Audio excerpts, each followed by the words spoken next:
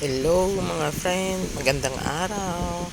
Tara tayo ay magluto. Ayan, nakaready na nga pala ang aking lulutuin.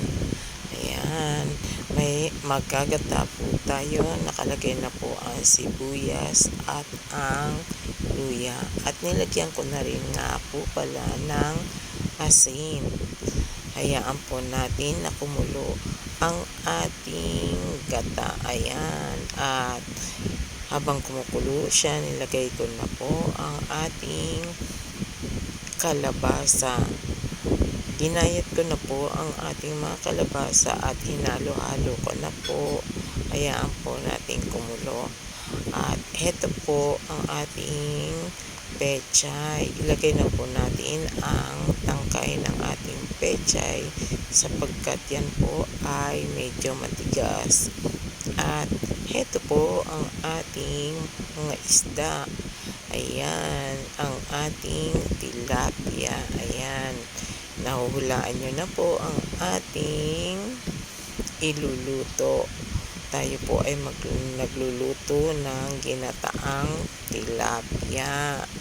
Ayan, at medyo hayaan po natin kumulo at maluto at baliktarin po natin para pareho pong side ay maluto. Ayan, at habang kumukulo po at naluluto ang ating isda ay ilagay na rin po natin ang mga dahon ng ating pechay. Ayan, ang mabiberding gulay.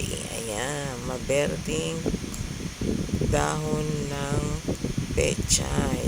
Haluin po natin dahan-dahan lang po upang wag magkalasog-lasog ang ating niluluto, at lagyan po rin natin ng isang berdeng siling panigang. Ayan, depende po yan sa inyo. Kung gusto niyo ng maanghang, pwede rin po kayong maglagay ng siling pula at maglagay na rin po tayo uli ng asin. Timplahan po natin at ayan, haluin po natin ng bahagya upang maglasa po, at ilagay na po natin ang ating kakang gata or ang ating unang gata. Ayan, at hayaan po natin kumulo ng bahagya upang ang gata po ay maluto. Ayan, at hindi na po ako makapaghintay.